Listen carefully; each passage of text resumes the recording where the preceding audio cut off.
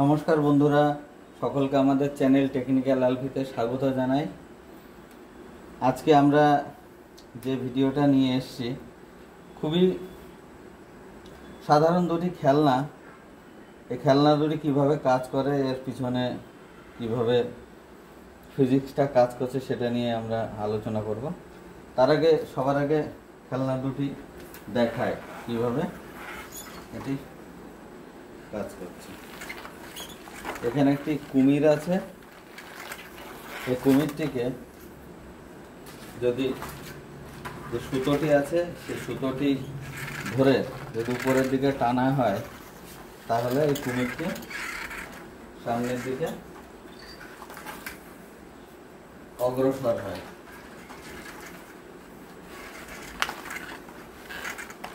কাগজ দিয়ে তৈরি খেলনা কুমির। এটি বাচ্চারা খুবই আনন্দ পায়। খুব ছোট বাচ্চারা হয়তো ভয় করতে পারে, কিন্তু তাছাড়া বাচ্চারা আনন্দই পাবে। এখানে আরেকটি খেলনা কাছ থেকে দেখায়। এটি মূলত একটি খেলনা এরোপ্লেন আছে। এখানে চাকা লাগানো আছে, এখানে 3টি চাকা রয়েছে, সামনে প্রপেলার রয়েছে। এটাকে দেখে এই খেলনাটিকে যদি আমি টেনে যদি ছেড়ে দিই সামনের দিকে এগিয়ে যায়। অনেকটা দূর থেকে, যত দূর থেকে টেনে দেওয়া হবে খেলাটি তত বেগে এবং আরো বেশি দূর অবধি এগিয়ে যাবে। এই খেলনা দুটি কিভাবে কাজ করে আমরা ধাপে ধাপে দেখি। তো এই কুমিরটি আছে, এই কুমিরটির আমরা তো ফ্রন্ট ভিউ আমরা দেখলাম। এর আমরা ওয়ার্কিং প্রিন্সিপাল বা কিভাবে কাজ করে সেটা আমরা বোঝার চেষ্টা করি। তো এখান থেকে যে কালো সুতোটা কালো করা হয়েছে যাতে সহজে না দেখা যায়, সেজন্য। এবারে সুতোটাকে যদি আমি উপরের দিকে টানছি তাহলে এখানে আপনারা দেখতে পাচ্ছেন এখানে যে রাবার ব্যান্ডের সাথে এখানে যে চাকাটি রয়েছে এই চাকাটি ঘুরছে। অর্থাৎ এই সুতোটিকে, এর যে চাকাটি রয়েছে চাকাটিতে দুটো ছিদ্র আছে এবং এই রাবার ব্যান্ডটি ছিঁড়ে এই যে দুটো ছিদ্র আছে তার মাঝখান দিয়ে এটা প্রবেশ করানো হয়েছে এবং এখানে একটি ধাতব তার রয়েছে, তার সঙ্গে দুই প্রান্তে আটকানো আছে। সাম্যাবস্থায় এতে সুতোটিতে কিছুটা পাক দেওয়া রয়েছে। আসল খেলাটা শুরু হয় যখন এটাকে টেনে দেওয়া হয়। টেনে দেওয়া হলে সুতোটিতে টান পড়ে। চাকাটি যথেষ্ট ভারী, তার জন্য অভিকর্ষজ ত্বরণের টানে বা পৃথিবীর মহাকর্ষ বলের প্রভাবে এটি মাটির সঙ্গে স্পর্শ করে থাকে এবং সুতোটিকে যখন টানা হয় তখন চাকাটি উপরের দিকে ঘুরতে থাকে।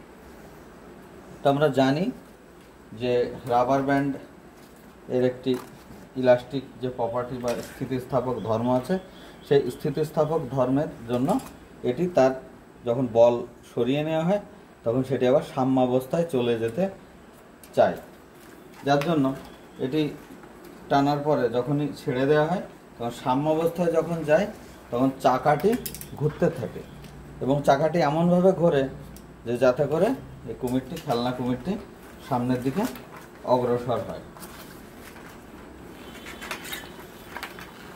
এটি মূলত এর কার্যনীতি। কোনো কারণে যদি সুতোর পাকটা যদি উল্টো দিকে দেওয়া থাকে তাহলে সেই ক্ষেত্রে হয়তো কুমিরটি সামনের বদলে পিছন দিকে যেতে পারে। এই প্রথমটি গেল।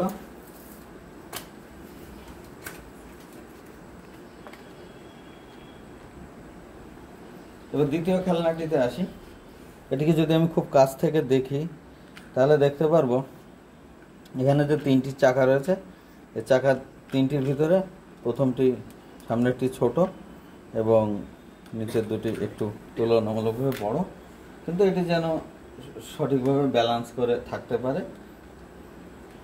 এবার যখন পিছন থেকে টানা হয়, এই পিছনে যে চাকা দুটি আছে এই পিছনের চাকা দুটিতে রাবার লাগানো আছে রাবার থাকার জন্য গাড়ির টায়ারে যেমন থাকে সেরকম রাবার আছে, যাতে করে ঘর্ষণ বল বা ফ্রিকশনাল ফোর্সটা একটু বেশি পরিমাণে কাজ করে।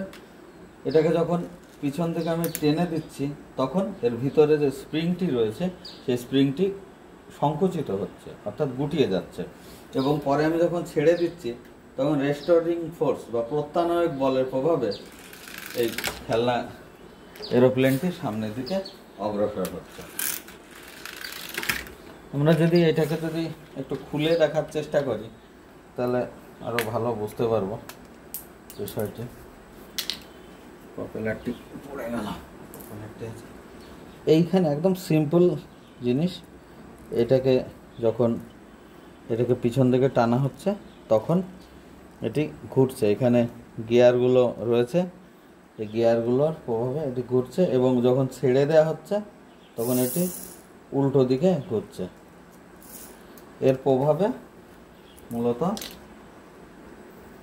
এই খেলনাটি সামনের দিকে চলতে থাকে।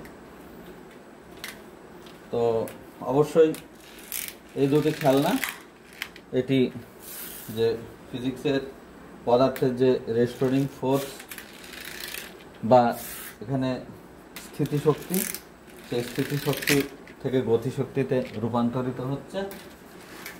এবং প্রথম যে খেলনাটি দেখিয়েছিলাম এর প্রত্যেকটি অংশই হচ্ছে বায়োডিগ্রেডেবল ম্যাটেরিয়াল দিয়ে তৈরি। এখানে মাটি এবং এর সুতো, কার্পাস গাছ বা যে তন্তু সেখান থেকে তৈরি, মাটির চাকা, এটা সম্পূর্ণ কাগজ দিয়ে তৈরি, এখানে পাটকাঠি আছে।